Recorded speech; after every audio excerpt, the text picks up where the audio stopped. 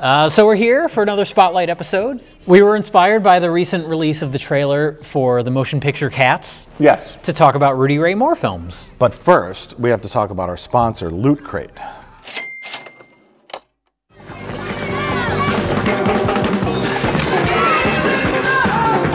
But in all seriousness, I'm excited about the Rudy Ray Moore biopic, written by the guys that wrote Ed Wood.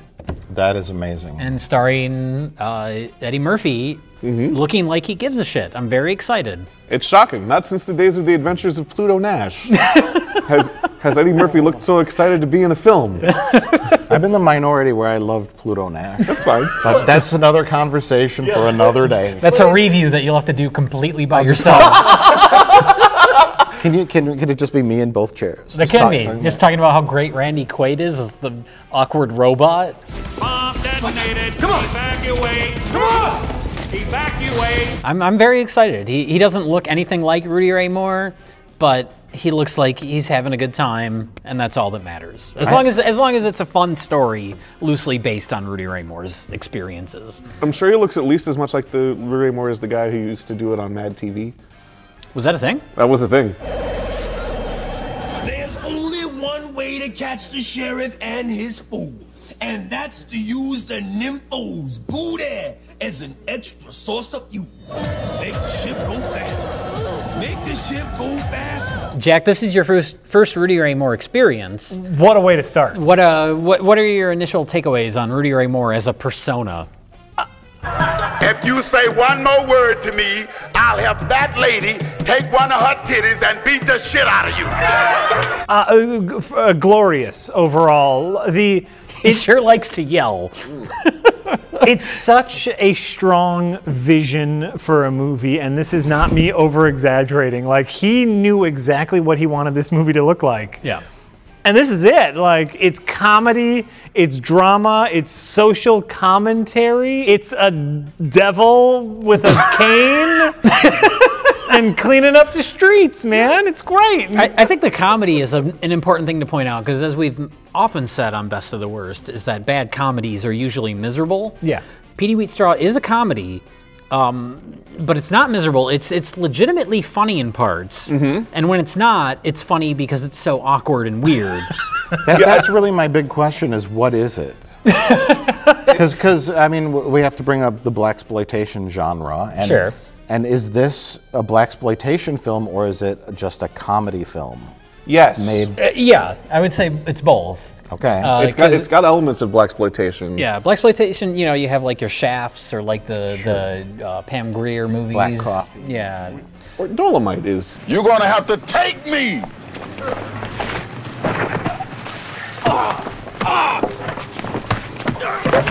Well, Dolomite was like Rudy Ray Moore was, you know, he did stage performances, he did comedy, and then so he kind of brought that to the blaxploitation genre by doing more comedic stuff.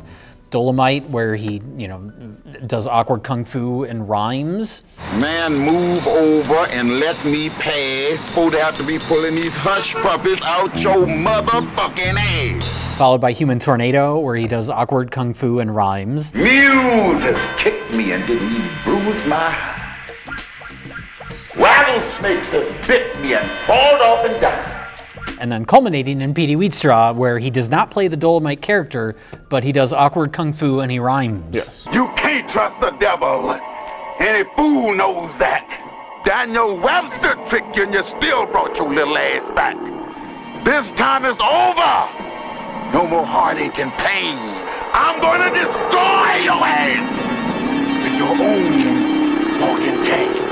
No, Petey! I feel like this is classic independent film where all these ideas, they just like, I want kung fu in my movie. I want comedy. I want big ass jokes. I want the devil. I want a heart-wrenching scene where a child dies. I want to talk about the morality of sending winos to hell. And so they just put on screen what they wanted to see, and that is so heartwarming. Yeah, it's fantastic. It's what makes the movie a unique thing.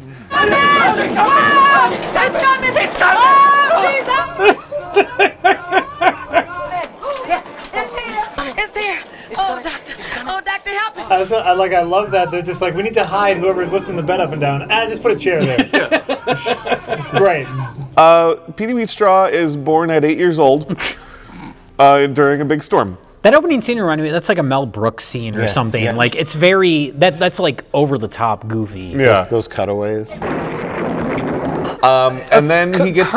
A woman on bed with a cartoonish pregnant belly, which I guess makes sense because she gives birth to a fully grown, like, teenage child. Don't know Granny died. The sapsucker gon' get on me and get away with it.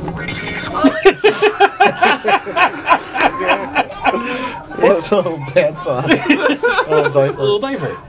And a watermelon. Well, that's something, yeah, before Petey comes out, a watermelon comes out, and then watermelons become a reoccurring thing throughout the movie. I think what they're going for is, like, we're going to take this kind of, you know, stereotype and just blow it up to absurdity. Yeah. Literally. Literally, they blow up a watermelon truck at one point, so I think that's the goal. They're mocking their audience. Then they blow up the whole truck. Yeah. With the bomb from the toilet that the devil's scepter finds by vibrating. But don't forget that also Petey Wheatstraw, when he's having his karate training, that's right, cuts up the watermelon. Cuts up the watermelon repeatedly with the sword. That's some symbolism right there. Gotta be, right? Yeah. What does the cucumber mean? They ran out of watermelons. That's a the phallic. day they were filming. That's a phallic. They're trying. That's their play on masculinity. You know, because you know, Petey Wheatstraw is obviously a very masculine character. Everyone wants him, but his masculinity isn't as important as his care for the community, which generally is thought of as more of a feminine trait. And so he's playing with gender roles very early on, and I think that's great. As long as the members of that community aren't winos. Oh, you see him right there. Man, look at that ass on that cat. You know he's too fat. You're right. He is all butt and gut, but he'll do. Homeless people are not even human beings to Petey Wheatstraw. We saw Flavor Flav's grandfather who gets fall into an open grave. And then Petey Wheatstraw thinks it's funny just to bury him alive. Why not? Well, no wonder you cold, you damn fool. You done kicked all the dirt off of you. Help me. Let's put some dirt on it, Jimmy. No. Let's bury this hobo. Well, it's important to mention Petey Wheatstraw. He's born as an 8-year-old. He gets trained by a karate master. Yeah, he just wanders by one day, sees Petey getting beat up, and says, "Hey, I'm going to teach you karate." And Petey says, "All right." He teaches him karate, and then Petey says, as a little boy, like, I want to be a comedian. To point out real quick, after his fully formed karate training, he says, "I want to be a comedian." Yeah. Putting that out there in the world. It's a hard right turn. Yeah. You still got a lot of ass, mama. I say one thing, if this place would catch on fire and they'd tell everybody to haul ass, you would have to make 10 trips. Hey, man, you can't talk to my woman like that. Shut up. Shut up. Yes. Regular Don Rickles. Shut up. What was his initial joke? It was talking about that lady's ass, and it was very large. But other than heckling the crowd, oh, he didn't have one. He didn't have any jokes. No. Shut up. He shut the fuck up. Well, no, it's just he specifically said, "I'm gonna take that lady's big tits and beat you with them." Thank you, good night. Thank you, good night. I think that's the beauty of Rudy Ray Moore in all of his stuff, is there's just like a bluntness to the way he talks, and he says it like a constant yell. I think that's what you said way back on Half in the Bag. An effervescent sort of yelling concern. Yes, that's the best way to put it. Shut up. Shut your ugly old-time ancient ass up. The movie is like he goes to L.A. because he has a comedy show. But Leroy and Skillet also have a comedy show, and they think that nobody in the entire L.A. area is going to have a comedy show around the same time as them. It's not in the 1977. I guess. This is the dry season, and so they're going to be the only game in town. Yeah. So they borrow big money from Mr. White. Investor of the century. Yeah, or lose and become the most dangerous man in town. Dangerous for you guys, that is. They really should have combined their forces, had Petey open or do his set. Petey doesn't open for anybody. Oh, Petey closes. Wow, what are you fucking talking about? That band could only play 3 notes.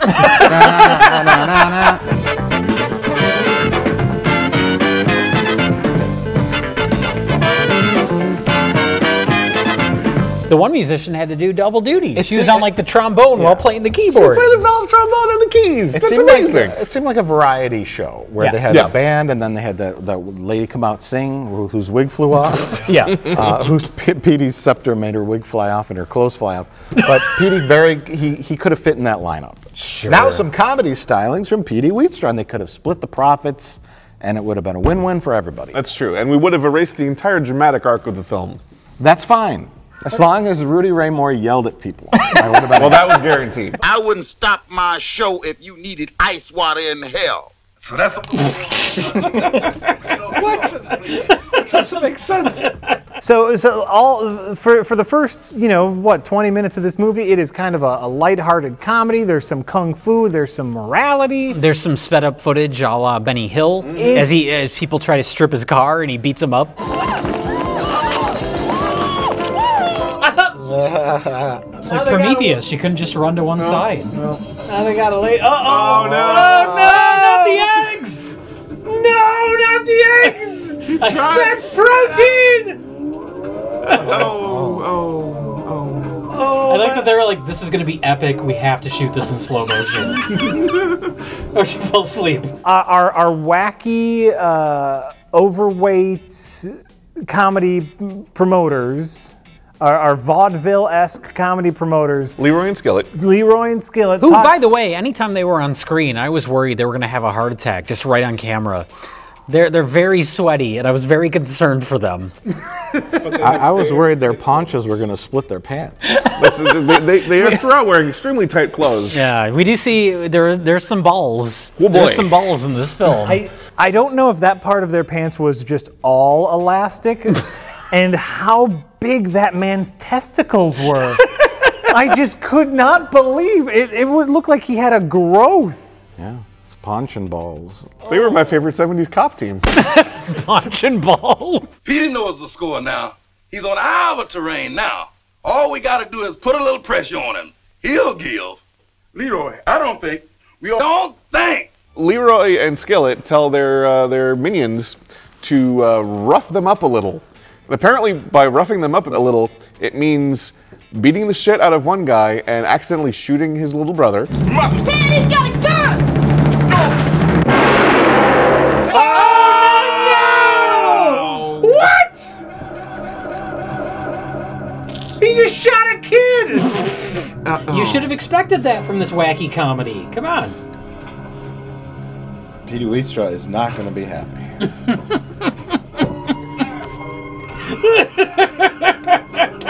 Oh my God. Who's that guy? Where are people coming from? Oh, Jesus. The neighborhood. That is indeed an accident. You see Willie Scarface kind of go like, yeah, shit, and then they drive off, and then there's a very long death scene with this young child.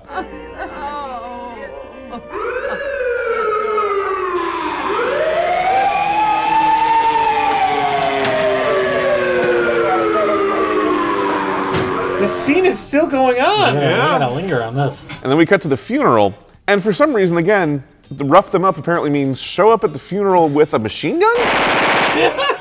Jesus. Fucking what?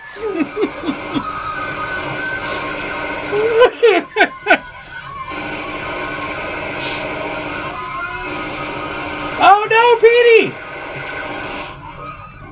All this over a booking misunderstanding. I tell you. Petey Wheatstraw.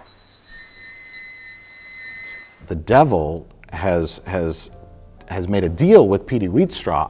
I will give you this magical scepter if you marry my daughter and produce an offspring. Yeah. But what happens when the devil shows him the photograph? By the way, what does your daughter look like? Here, I hope beauty has nothing to do with our proposition. Oh, hell no, man.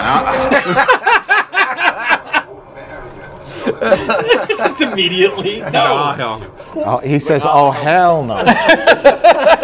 And one of the best moments in the movie. Well, that's the beauty of Rudy Ray Moore is the bluntness of the way he says. The way he delivers so fast. Yeah. Shut up. I do legitimately like the simplicity of, and you know, they didn't have a lot of money to work with, so like the way hell looks. Oh yeah. It's just like fancy couch, and there's like a phone next to it, but it's all with a red filter. Yeah, kind of like the horns that they used.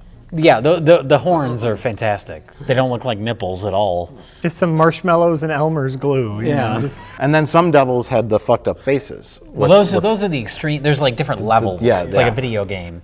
Yes. These are the more extreme bosses. There's a whole world going on here. Look, Rudy Ray Moore, he wrote a lore for this film and how hell works, how demons work. Man, I'd love to get a hold of that book. Just like the Similarian. He's just like Peter Jackson with the Lord of the Rings. Oh, sure, yeah. He knows all the backstory. A producer once asked him, like, why do these demons have nipples and why do these other ones don't? And he just goes, shut up! Shut up! Well, first off, the devil reverses everything that's happened, except the kid still dies. Except that fucking kid's just fucked. The gang that showed up with the machine gun don't realize that everybody's back to life. Yeah. They've already gone to tell Leroy and Skillet that, like, killed him, all good, we're gonna have a great show. And then they just show up again. Well, Petey Wheatstraw shows up in disguise. Let's get the girls and leave here. No, man, do not be like that. He just looks like Petey Wheatstraw. He's got a little hat on. He's wearing sunglasses. It's kind of sideways. They shouldn't have let him into that show. No. They should have said, there's something suspicious going on. There's something suspicious about this guy that looks exactly like Petey Wheatstraw. You're gonna make it snow in here. Now, I will fix both of them for good.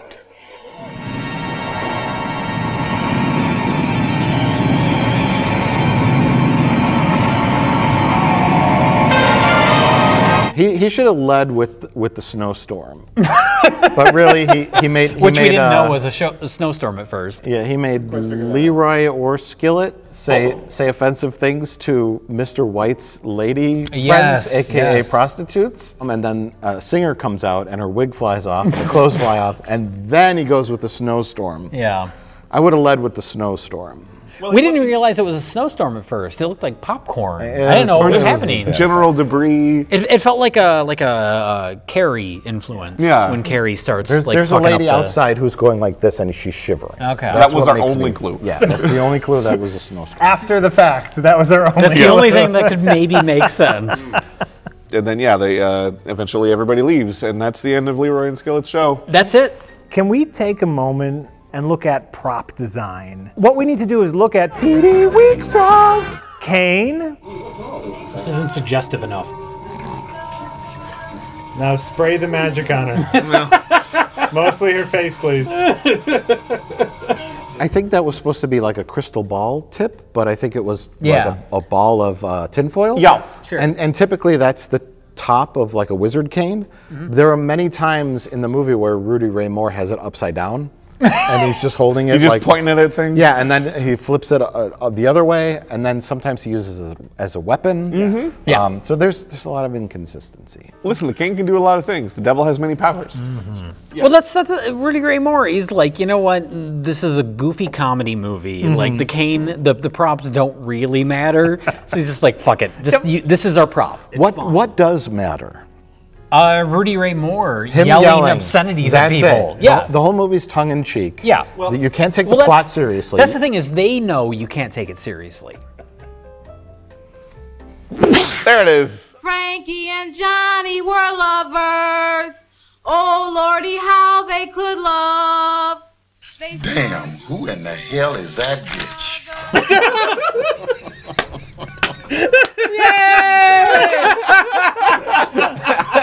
The majority of the movie, they built up this rivalry between the two comedy acts so much, and then it's just over. That's the end of the second act, and the whole third act is Petey trying to figure out how he's going to get out of this shit. Yeah. Because he's got a plan, because otherwise he wouldn't have entered into the bargain in the first place, because Petey Wheatstraw is a clever motherfucker. We know it.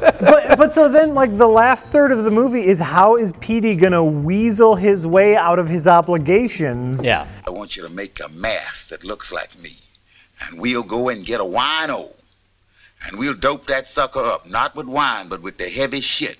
We'll put that mask on him, and when Lou comes to pick me up, we'll let him take him. Fake mask on a wino. Yeah. She will never know the difference. This was years before the Mission Impossible movie made realistic masks cool again. Yeah, yeah. Ahead of its time. Yes, because when we see the mask...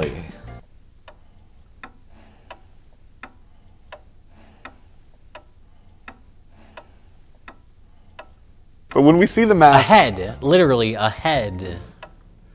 But when we see the mask off, of, like not on the wino yet, it's clearly made of clay. It's sculpted out of clay. Yeah, and it's just on a chunk of wood or something. And this also reinforces the idea that winos aren't real people. That's true. That's the running thing is that Petey Wheatstraw, he's very moral.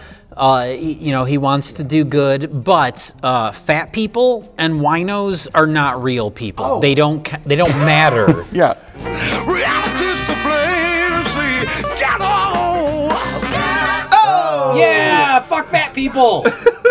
That's one thing we actually should stop and go back to, because once Petey Wheatstraw has conquered Leroy and Skillet, once he's like cleared out of the problems, he's just a free man with a powerful cane. Yeah, and that's our montage that you rightfully pointed out is similar to Bruce Almighty. Bruce Almighty. This is the polar opposite, where it's the devil instead of God. But it's still using supernatural powers to have a do-good montage.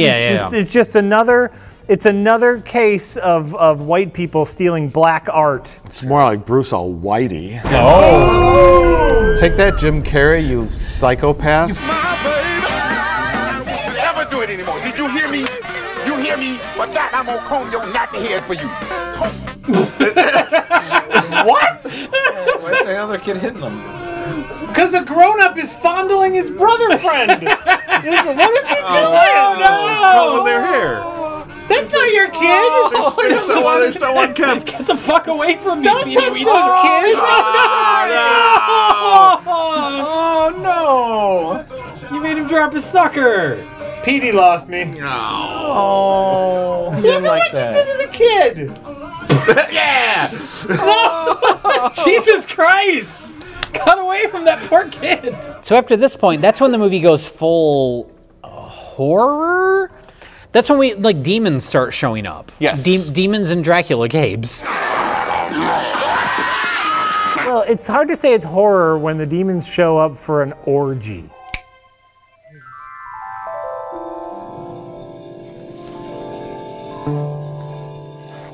That's when Rudy Ray Moore remembered that there's no boobs in the movie so far. So I gotta have a sex scene. It's, you know what? Apart from the swearing, it's very PG-13 up to that point. Yeah, it's weird compared to the earlier movies.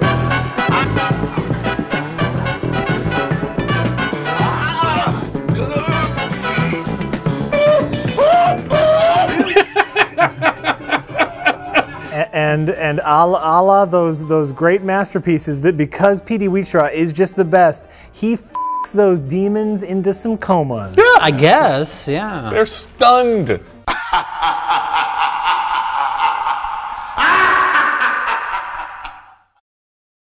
Before we forget, can we talk about the one thing that will potentially break the internet? A lot of graffiti featured in this film. Yes, which is cool. You get to see that LA late 70s thing. Right. Obviously, stolen shots. There's no permits anywhere in this movie. Clearly, it's not production design. No. Graffiti. It's real life graffiti. And during one of the scenes, I forget which. Well, this is when the devils, the demons, they're fighting, yeah. in their Dracula capes, drag him to an alley, and there's just Lil Wayne. It says Lil Wayne, the famous rapper, turned down for what? And the first time we watched Petey Wheatstraw, we Googled this. Did Lil Wayne get his name from Petey Wheatstraw? And we found no results. Yeah. So internet, help us out. We turn to you, good people of the internet. Or Lil Wayne, if you happen to watch our video. Or Lil Wayne. Let us know. Yeah. Contact us. Yeah. We've got to make it. Let's get out of here. Oh, they're back! I love his reactions. That's so good. I think I'm on the devil's side with this. I think he should marry the daughter. I think deal's a deal. He made a deal. Look at all the trouble that he's caused. Petey's been very reckless and... Yeah. Petey's been, dare I say, a little selfish. Yeah. Petey Wheatstraw. Get So you back in the mood there. Yeah. I'm very Petey Wheatstraw. So I'm very interested in the hierarchy of what. Oh. I was telling you to do it again. I was giving it a little more breath. You ruined it. Fuck. All right. I know the gag. All right, let's start over, and now definitely don't do it. Definitely don't do it, because, you know, Rich Evans isn't here to... I forgot about Rich Evans. Like, forgot that he existed? Yeah. Okay. I did. I was like, what's different? Oh. It's a shame that he died. How many times? And that it's a shame that he'll never, ever be in a video again. I know. He passed on. He passed away, and he'll never show up in a video ever again. It's nice, so sad. Tasteful service. Yeah. You know, not a lot of pomp, and I know he would have appreciated that. No, but remember when we all got gunned down? That was weird. Even weirder was when it just reversed and we were back to life. Yeah. Yeah, I wonder who. But they didn't bring Rich back. Yeah. No, they didn't bring Rich back, and that's the unfortunate thing, is that he'll never ever be in a video that we do ever again. Rich is It's the such a walrus. shame. Rich is dead. Rich is dead. Rich is dead, man. Miss him. So I was very interested in the hierarchy of actual. Hey, there it is. Magic. Are there any other lyrics to that song? Is it The just devil, Petey? son, and no, there's a ton of lyrics. You just don't. You just ignore- hear tune Petey them out. Wheatstraw over Yeah, and over. Yeah. Okay. No, there's verses and shit. Are you having a? Are you having a seizure? I'm answering to Petey Wheatstraw. All right, let's put it on the wine hole and see how it fits.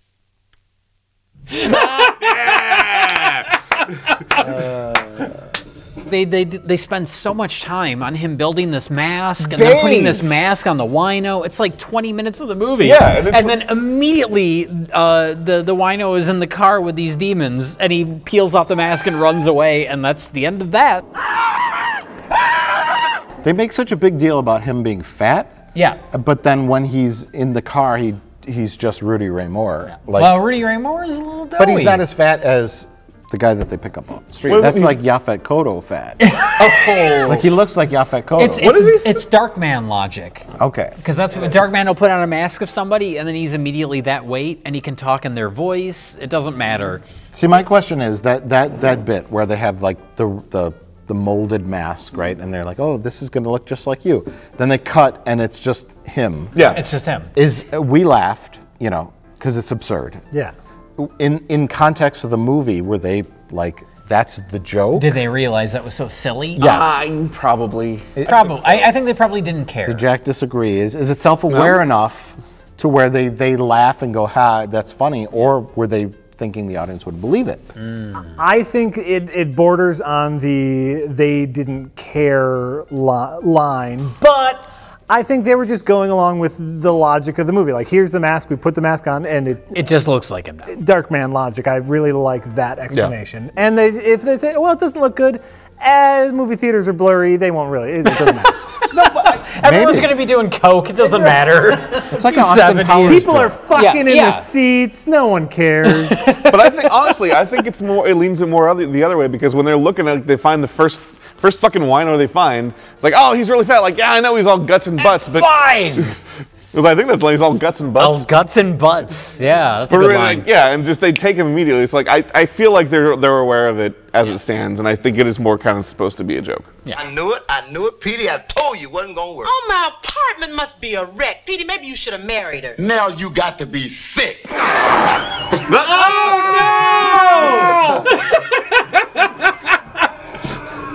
No, you've got Look to at the capes! Look at the little points! The little Dracula capes. They're wearing like little leotards. Yep. Yes! The whole third act is where this all takes over. Yeah. When it's the, and then it culminates in that rooftop fight between Petey Wheatstraw and the devil. Yeah. And the devil has really turned into the Ernest Borgnine Devil's Reign kind of. Yes, that's, full beard, Big disco red costume. Yes. Big ears. A cape, of course. Cape.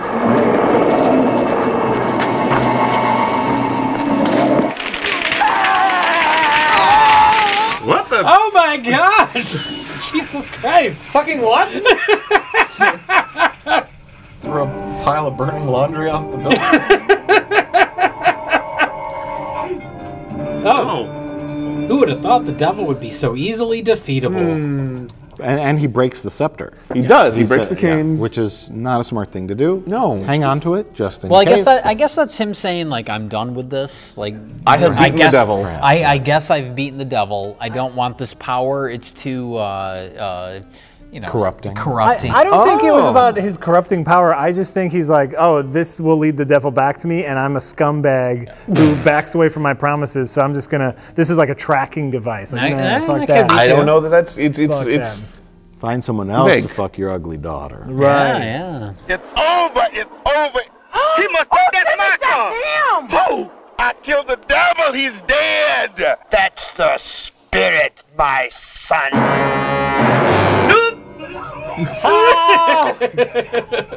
Oh, the classic. No! Didn't think you'd ever see us again, huh, Petey?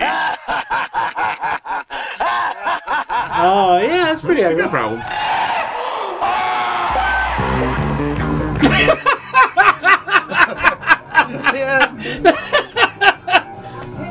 That's what he gets for trying to fuck with the devil. Yeah. You can't beat the devil.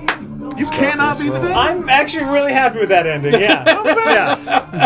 That's the shame is, like, I think Rudy Ray Moore, we're kind of done with the movie, I guess. So Yeah. Rudy Ray Moore in general, I think I would have liked to have seen it, because I could see that going on. Like, you look at, like, the movies that came out in the 80s, the general, like, you know, broad comedies, you have people like Richard Pryor and stuff like that. I could see him, like, branching out and doing that stuff, and it never really happened with him.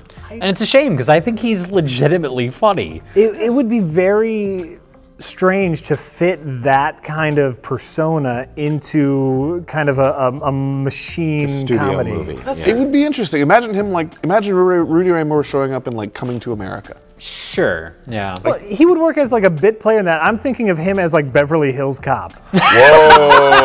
Well, that would have been fucking amazing. Judge Reinhold, shut the fuck up! This is That would good. have been fucking awesome. It would have been hilarious, but would it work, you know? Yeah. He's not a terrific actor. No, it's a persona. He exists in these kind of movies, in these particular movies, Yeah. and really, I think that's it.